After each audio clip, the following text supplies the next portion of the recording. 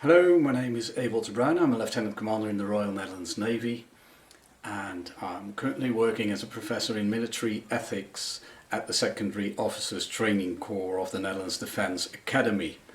I rejoined the Navy in 2008 when I was offered the position in the Public Relations Department.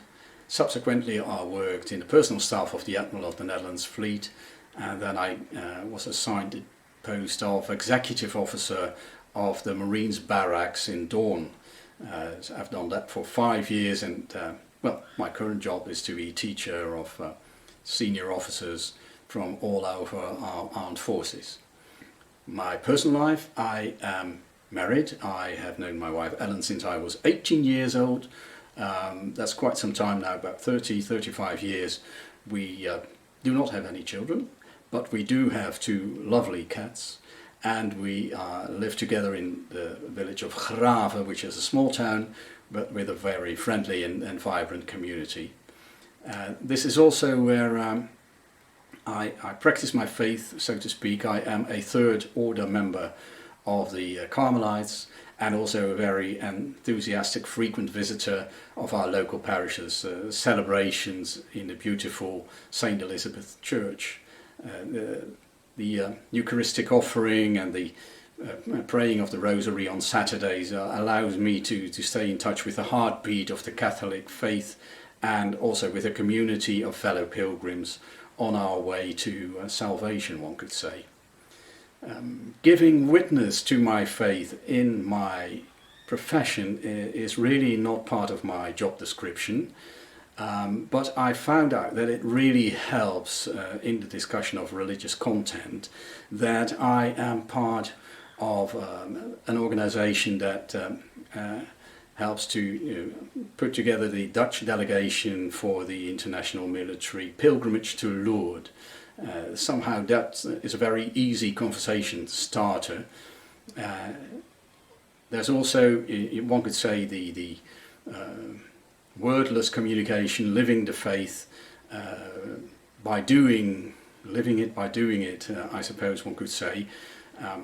For some reason that I can't really put my finger on, my colleagues seem to be very comfortable with discussing their Christianity with me, which is a privilege, I think.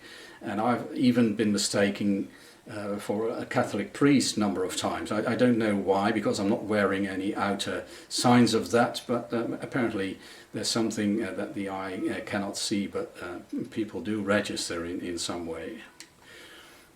Contemplating the scriptures and celebrating Eucharistic offering allows me to open my mind to that above which nothing greater can be conceived.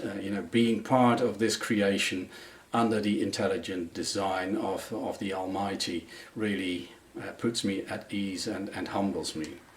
One of the daily miracles I witness is the grace of altruism. Men and women of all ages are really making an effort every day, bettering other people's lives, in my view, especially in the military. I'm quite convinced that we are a force for good, willing and prepared to sacrifice our own bodies and even our own lives if we have to. One of the most difficult things I found in my military career are those moments where we put colleagues in circumstances where they feel totally helpless. I can draw up memories from something perhaps a little bit trivial, but still a good illustration, I think, from my past experience in Doorn. There we had office spaces, workshops, sleeping quarters, storage facilities that have deteriorated to the point where the rain was literally pouring in from the ceilings in all those buildings, and for some reason that situation lasted for more than 2 years, and we were just unable to find apparently the budget or the management capacity or the program skills or the management, whatever it was. It just didn't get repaired, and if we can't solve a simple problem like that, what faith would people have in our organization, in our management? it also provided me with some of the most beautiful experiences in my career, oddly enough, because no one of my colleagues ever filed something like an official complaint or anything. On the contrary, they did not want to be pitied on by themselves or by anyone else for that matter, and no one ever refused to continue working and deliver high quality staff work. And I find that really amazing. I remember that one day I was at a military health centre where I saw a crucifix hanging on the wall, and I must say that has become quite an unusual occurrence in the Netherlands military service. It seems to me that any and all religious symbols have been banned from public spaces altogether in our organisation, as if God has been erased from the interior, and it seems to have been confined to the interior of our private quarters and even to the most private parts of our lives.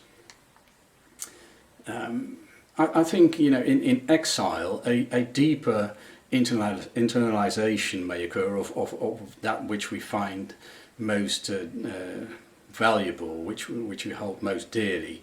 And I think that it really provokes a deeper appreciation, a deeper longing for a return to the spiritual promised land, if you will. A stronger identification with traditions and core values of that greater something that we really do not want to lose ever. And there are more people like us who can appreciate both the very practical and often the very beautiful work that we do, as well as the spiritual reality of being pilgrims on our way to the source of eternal life, so to speak. Now, some of you might think that I'm quite a sensitive chap, but I must say most of my former staff would probably disagree. I'm afraid to say I have designed and executed my share of reorganizations. I did my bit of hiring and also of firing, and meek and weak are certainly not the most common of traits that people would use to describe me, I'm afraid. I do love my job because I believe that it really matters what we do, and I am proud of what we accomplish as a team. And there are not many professions, I think, where we train people every day to become heroes when their number is up, and that's exactly what we do. I like to think also that keeping the faith makes us stronger in the darker hours. In times of despair and agony, we may draw from an infinite source of strength and hope and gratitude. And that may seem to some people an incomprehensible contradiction, yet this may well be our destiny, to be a living contradiction in a certain way. Soldiers keeping the faith whilst fighting for peace.